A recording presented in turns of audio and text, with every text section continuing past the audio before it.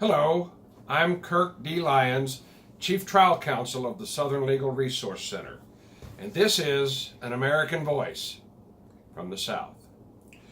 We've been reeling with the recent news of the takedown of the Lakeland City, Florida Confederate Monument.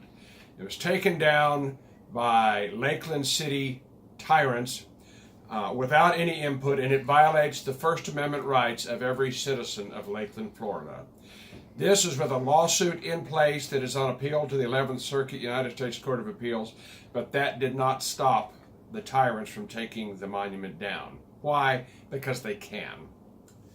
We're also concerned with the impending removal or destruction of the Confederate monument at Ole Miss in Oxford, Mississippi.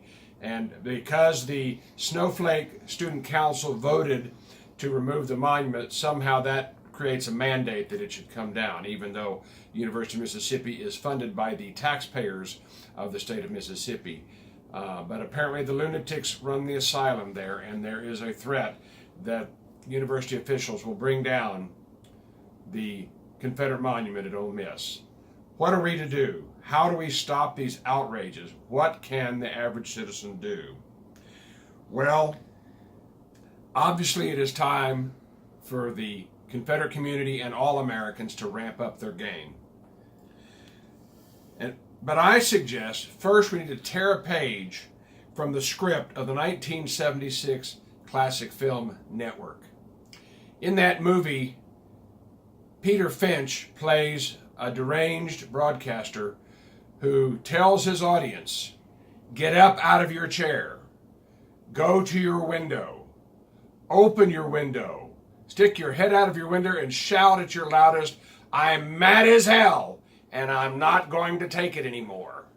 That is very good advice for our time. I'm mad as hell and I'm not going to take it anymore. I was recently talking with my good friend H.K. Edgerton, and he came to me with that very question: what in the world can we do in our changing world with monuments going down everywhere, Marxism being advanced, snowflakes and thugs taking down monuments with cops watching on? What can we do? Well, HK and I had a brain session, and I came up with a list of things that anybody can do and should do.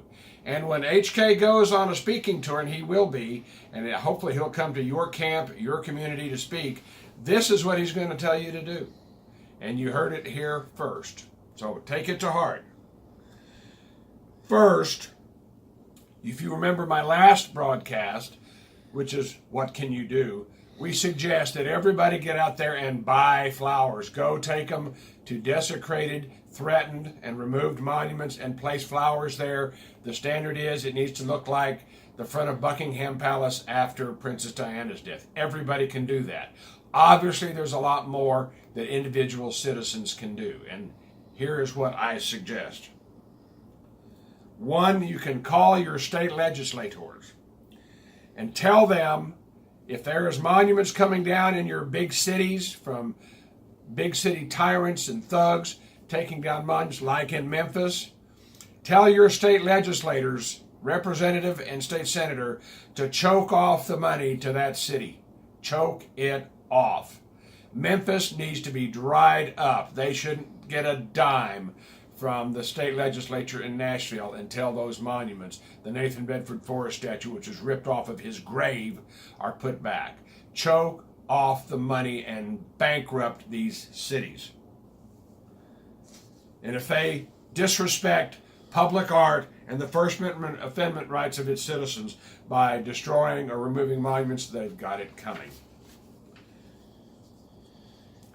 Next, like at University of North Carolina, the removal of the Silent Sam. Tell your state legislators, representatives, and senators to choke off money to colleges and universities that disrespect or allow disrespect to campus monuments and public art. Choke the money off. Especially demand that they choke off money to the liberal arts departments and the gender studies and all these other pseudo intellectual disciplines that now flourish on college campuses. Further, demand that these Marxist pseudo-disciplines like gender studies or race studies be abolished. Tell your legislators to strengthen or create monument protection laws in your state. And this needs to include felony penalties for those that remove, desecrate, vandalize, or otherwise get rid of monuments, whether Confederate or American. It doesn't matter. If they disrespect monuments, they need to have the penalties for removal, destruction, vandalizing, desecration ramped up to a felony. Demand that monuments and public art be protected by the First Amendment. And the First Amendment does protect public art. There's actually Supreme Court cases that insist on this. But the monument protection laws need to be amended to include this explicit First Amendment protection to be put on public art and monuments. This is our message to the nation as we ramp up the debate on public art and monuments, that these monuments are protected by the First Amendment, and to remove them violates the First Amendment rights of all the citizens in that community. That's what we need to tell the nation, and we need to do so through every possible medium that's out there. Demand that the President of the United States or the governor of your state or your local county officials send troops or law enforcement to guard threatened monuments. They have the right to do that. They're, of course, afraid to do so politically for the outrage that it will cause from snowflakes and Democrats and people on the left pushing their Marxist destructive agenda.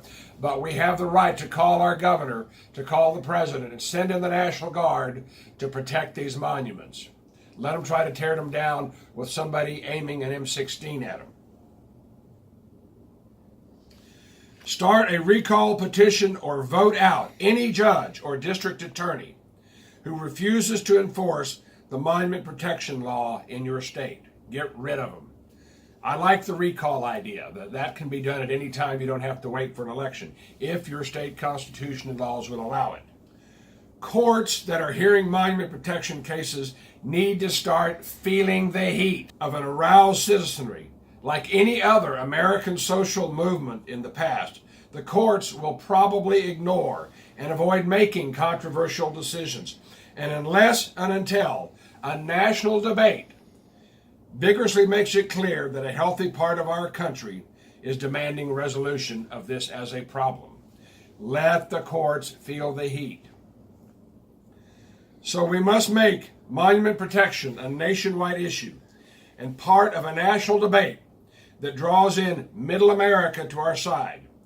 It's not just Confederate monuments anymore. Vietnam veteran monuments, monuments to President McKinley, Lincoln, Washington, Jefferson, and Christopher Columbus, and more have all been removed or attacked across the country. This is no longer just a Confederate issue. It's an American issue, and we need to make it an American issue. The message is clear. Stop the madness now, or we will have a national urban landscape that resembles the future in a Terminator movie. Do you want that for your country? I don't. We must turn up the heat on the national monument debate and make that heat felt socially, politically, legally, and judicially. We must ramp up the debate nationwide using all available media. We must bring in all other heritage groups, veterans groups, historical organizations to help us and reach out to Middle America everywhere. We must pull Middle America in and make this their cause and their fight as well. We must be prepared. Now, here's going to get hard. We must be prepared to defend the monuments that are remaining and threatened with our bodies if necessary, forming human chains. We needed a human chain around the monument at Lakeland. We need a human chain around the Ole Miss Confederate Monument in Oxford, Mississippi. And yes, that means that some of us may have to go to jail. But if that happens, rest assured, you can call the SLRC and we will accept your collect phone call from the county lockup. We will work to help get you legal representation to defend your arrest if you are arrested defending a Confederate monument. Don't do anything stupid. Just make the chain, refuse to leave, and let them arrest you. We don't want you to cause a fracas or hurt a cop or do anything like that. Keep it simple, keep it plain, keep it sympathetic so that when it shows in the media, you are shown in the best possible light. Willing to go to jail for what you believe. And we will accept your collect call. Last but not least,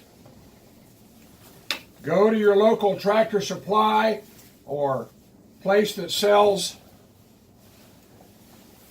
yellow vests and put your yellow vest on. Get your family, your friends, neighbors, and pets to wear one. Wear the yellow vest as a symbol that, like the working people of France, you are mad as hell and you're not going to take it anymore. This, with thousands of Americans starting to wear yellow vests, I can't think of anything that will send chills down the spine of tyrants quicker than us copycatting what our brothers and sisters are doing in France right now to resist tyranny. So get your yellow vest and let people see you wearing it. And importantly, support the work of the Southern Legal Resource Center. I've given you a whole list of things that you can do to help speed the day of victory, but help us with our lawsuits. We believe in the rule of law, and we have to show the rest of the country that we will follow the rule of law, and that our opponents are the ones that are against the rule of law and for anarchy and mayhem. We show them as the hypocrites that they are. Let the courts try to deny us justice. One other thing you can do when we go to court, we need 100,000 of our close personal friends to go with us and dare the courts to dispense injustice.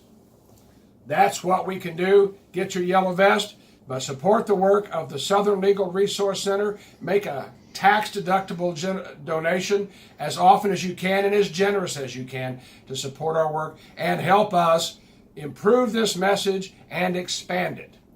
Thank you. God bless you, and God bless Dixie.